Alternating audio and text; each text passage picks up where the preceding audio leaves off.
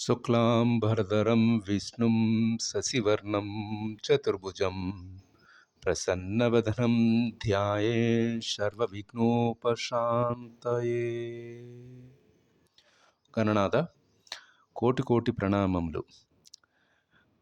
మమ్మల్ని మీ దివ్య ఆశీస్సులతో దిగ్విజయముగా గీతా పఠనమును, వాటి యొక్క తాత్పర్యాన్ని తెలుగులో ఇంగ్లీష్లో చదువుకున్నందుకు మొదటి 17 శ్లోకాలు దిగ్విజయంగా ముగించాము. ఈనాటి వీడియోలో 18వ అధ్యాయం మోక్ష సన్యాసయోగం అనే 18వ అధ్యాయంలో మొదటి 10 శ్లోకాలు క్రితం వీడియోలో చదువుకోవడం, వాటి యొక్క తాత్పర్యం తెలుసుకున్నాం. ఈ వీడియోలో 11వ శ్లోకం నుంచి 20వ శ్లోకం వాటి యొక్క తాత్పర్యం తెలుగు ఇంగ్లీష్లో కూడా చదువుకుందాం. ముందుగా మనం 11వ శ్లోకం వాటి యొక్క తాత్పర్యం ఈ విధంగా చదువుకుందాం.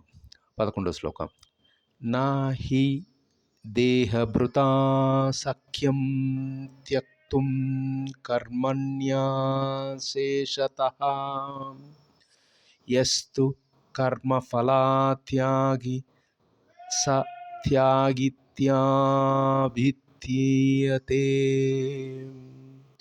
ఈ 11వ శ్లోకం యొక్క తాత్పర్యం ఏంటంటే, దేహధారి అయిన జీవునకు కర్మలన్నింటినీ త్యజించు నిజమునకు సాధ్యపడదు. కానీ కర్మఫలములను త్యజించువాడు మాత్రమే నిజమైన త్యాగి అనబడును అని మనం ఈ 11వ శ్లోకం యొక్క తాత్పర్యాన్ని మనం ఈ విధంగా తెలుసుకోవచ్చును. So far we read about the first 10 slokas of the chapter 18 Moksha Sannyasa Yoga. Now let us continue with the next 10 slokas from sloka 11 to 20. In this video, Lord Krishna explains why it is impossible for a human to abandon all actions and introduces the 5 factors that contributes to accomplishment of any task. Let us talk about the meaning of the verse 11 from the chapter 18. It follows like this. It is indeed impossible for an embodied big being to unburden to all actions entirely. Therefore, he who renounces the fruits of action is truly called renouncer, tyagi.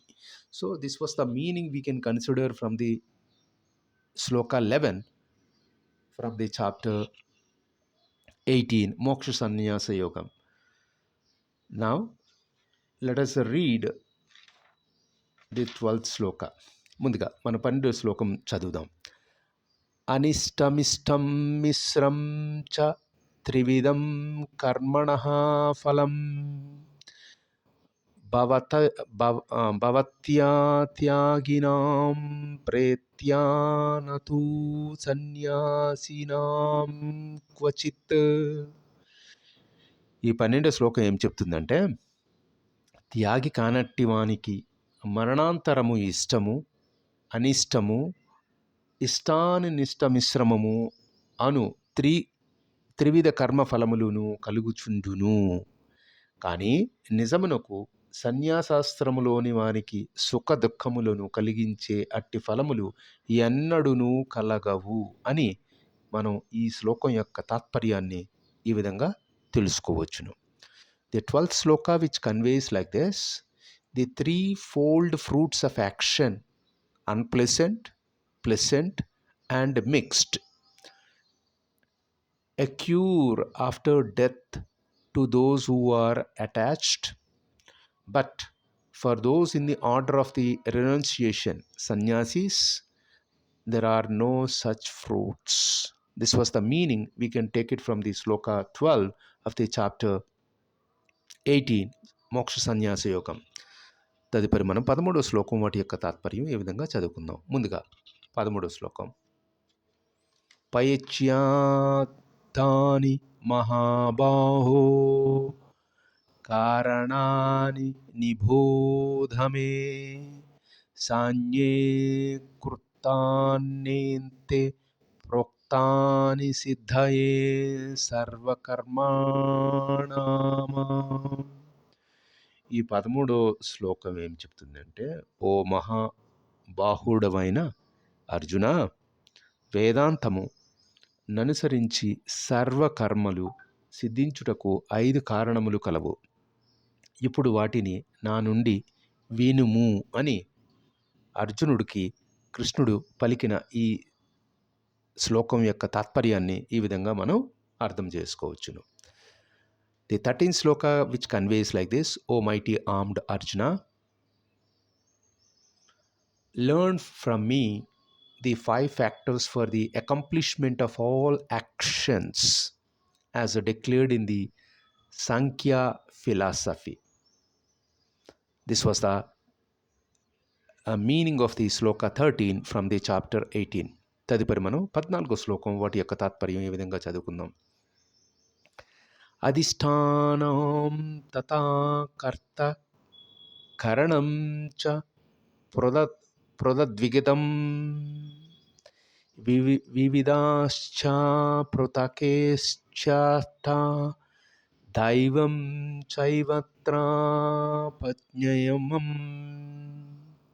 ఈ 14వ శ్లోకం యొక్క తాత్పర్యం ఏంటంటే, కార్యస్థానము అంటే దేహము, కర్త, వివిధ ఇంద్రియములు, వివిధ రకములైన యత్నములు, చివరికి పరమాత్ముడు అనే కార్యమంలోని 5 అంశములై ఉండును అని కృష్ణుడు అర్జునునికి బోధపరిచిన ఈ తాత్పర్యాన్ని మనం 14వ శ్లోకం ద్వారా తెలుసుకోవచ్చును. 14th Shloka which conveys how lord Krishna explaining to the lord Krishna to the Arjuna. We can understand from the Sloka 14 like this: the seat of action, it means the body, the doer, the ego, the various senses, which means that instruments, the many different kinds of efforts, and finally the divine, which we are talking about the providence as the 5th factor. So these are the things we can understand from the chapter 14th sloka, what Lord Krishna explained to Arjuna. తదుపరి మనం 15వ శ్లోకం ఈ విధంగా చదువుకుందాం. శరీర వాజ్ఞోభిరప్యత్కర్మ ప్రారభతే నరః న్యాయం వా విపరీతం వా పన్యత్వయతే తస్యా హేతవః. ఈ 15వ శ్లోకం మనం ఈ విధంగా చదువుకోవచ్చు. శరీరం చేత, మనస్సు చేత, వాక్కు చేత మానవుడు చేసే న్యాయ అన్యాయ కర్మలన్నిటినీ ఈ 5 అంశములే కారణములు అని సవివరముగా కృష్ణ భగవానుడు అర్జునుడికి తెలియజేసిన సందర్భాన్ని మనం ఈ 15వ శ్లోకం ద్వారా మనం తెలుసుకోవచ్చును. 15th shloka which conveys that whatever the action a man performs with his body, speech or mind, whether right or wrong, these 5 are its causes. This was the explanation given to Arjuna by Lord Krishna. తదుపరి మనం 16వ శ్లోకం మనం ఈ విధంగా చదువుకుందాం. తత్రైవం సతి కర్తారాత్మానం కేవలం తు యః పశ్యత్యకృతా బుద్ధిత్వాన స పశ్యతి దుర్మతిః. ఈ 16వ శ్లోకం ఏం చెప్తుందంటే, మనం ఈ ముందుగా చెప్పుకున్న 15వ శ్లోకం యొక్క తాత్పర్యాన్ని కొనసాగింపుగా కనుకనే ఈ 5 అంశములను పరిశీలింపక తనను మాత్రమే కర్తగా భావించువాడు నిశ్చయముగా బుద్ధిహీనుడు. అట్టి మూఢుడు విషయములలో యథార్థ దృష్టిని దర్శింపలేరు అని ఈ 16వ శ్లోకం విపులంగా మనకి బోధపరుస్తుంది. which is 16th sloka of the chapter 18 conveys like this. This being, it's a continuation of the previous 15th sloka meaning. This being the case, he who, due to untrained intellect, looks upon the pure self, Atman, as the sole doer, is of perverted intelligence and does not see the truth. Yeah, this one 16th sloka, which is also the practical problem we can understand from the how the behavior of the common people in the day-to-day real life scenarios. We can apply this one to the okay. తదుపరి మనం 17వ శ్లోకం. యస్య నాహం కృతో భావో బుద్ధిర్యస్య న లిప్యతే హత్యాపి స ఇమాం లోక్నాని హతిం న బిభ్యతే. ఈ 17వ శ్లోకం ఏం చెప్తుందంటే, అహంకారము చేత ప్రభావితుడు కాని వాడు, ఆసక్తిరహిత బుద్ధిని కలిగిన వాడు ఈ జగత్తులో జనులను సంహరించినను సంహరించని వాడే అగును. అతడు ఎన్నడును తన కర్మలచే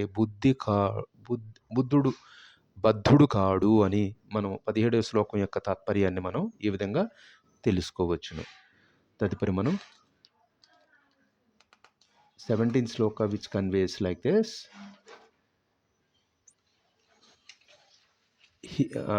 He who is free from the egoistic notion, I am the doer, and whose intellect is not tainted by attachment, even if he kills these people, he does not truly kill, nor he bound by his actions. తదుపరి మన 18వ శ్లోకం. జ్ఞానం జ్ఞేయం పరిజ్ఞాత త్రివిధా కర్మచోదన కరణం కర్మ కర్తేతి త్రివిధః కర్మ సంగ్రహ. ఈ 18వ శ్లోకం ఏం చెప్తుందంటే, దాని మీనింగ్ ఏంటంటే, జ్ఞానము, జ్ఞేయము, జ్ఞాతము అను 3 అంశములు కర్మగా ప్రేరేపింపగా, ఇంద్రియములు, కార్యము, కర్త అనేవి కర్మలోని 3 అంశములు అని మనం 18వ శ్లోకం యొక్క తాత్పర్యంగా మనం చదువుకోవచ్చును. 18th sloka, which conveys that knowledge, object of the knowledge, the knower are the 3 factors that impel action. This instrument action and the doer are the 3 components that constitute the action. This was the meaning from the chapter 18 and the sloka 18. తదుపరి మనం 19వ శ్లోకం వాటి యొక్క తాత్పర్యం. జ్ఞానం కర్మ చ కర్తా చ త్రిధైవ గుణభేదః ప్రోచ్యతే గుణసంఖ్యాని యథా వచ్చున్రాని తాన్యాపి. 19వ శ్లోకం ఏం చెప్తుందంటే, భౌతిక ప్రకృతి భిన్నమైన త్రిగుణములను అనుసరించి జ్ఞానము, కర్మము, కర్త అను 3 రకములు. ఇప్పుడు వాటిని గూర్చి నా నుండి వినుము అని కృష్ణుడు అర్జునుడికి తెలియజేసిన ఈ సందర్భాన్ని మనం 19వ శ్లోక తాత్పర్యంగా మనం తెలుసుకోవచ్చును. 19th sloka, which conveys that knowledge, action and the doer are the also 3 kinds according to the distinction of the 3 gunas, mode of nature. Here, how about these as they are described in the science of gunas. ఈ వీడియోలో మనం చివరగా మనం చదువుకోబోతున్న 20వ శ్లోకం యొక్క తాత్పర్యం. వాటి ముందుగా శ్లోకం. సర్వభూతేషు ఏనైకం భావమవ్యయామీక్షతే అవిభక్తం విభక్తేషు తజ్ఞానం విద్ధి సాత్వికం. జీవులు అసంఖ్యాక రూపములుగా విభజించబడినను ఏ జ్ఞానము ద్వారా జీవులందరిలో అవిభక్తములై ఆధ్యాత్మిక తత్వము చూడబడును, అట్టి జ్ఞానము సత్వగుణముతో కూడినదిగా తెలుసుకొనుము అని మనం 20వ శ్లోకం యొక్క తాత్పర్యాన్ని ఈ విధంగా మనం అర్థం చేసుకోవచ్చును. The 20th shloka, which is the last shloka for this video from the chapter 18, conveys like this: the knowledge by which one sees one imperishable reality in these beings undivided in the divided, know that knowledge to be mode of goodness, sattva. This was the meaning which we can understand from the core component from the 5 factors of action. Krishna identifies 5 elements from the sloka 14 to humble ego. If success depend on 5 things, the doer is only one of them. The man should not take full credit for success nor full blame for failure. ఇంతటితో మనం ఇంతటితో పరిసమాప్తం చేసుకుందాం. మొదటి 20 శ్లోకాలు దిగ్విజయముగా చదువుకుని వాటి యొక్క తాత్పర్యం తెలుగు ఇంగ్లీష్లో చదువుకున్నందుకు గణనాథికి కోటి కోటి ప్రణామములు తెలియజేసుకుంటూ, సర్వే జనా సుఖినో భవంతు, సర్వ సమస్త సమ్మంగళాని తంతు, అసతో మా సద్గమయ, తమసో మా జ్యోతిర్గమయ, మృత్యోర్మామృతంగమయ. ఓం శాంతి శాంతి శాంతి. స్వస్తి.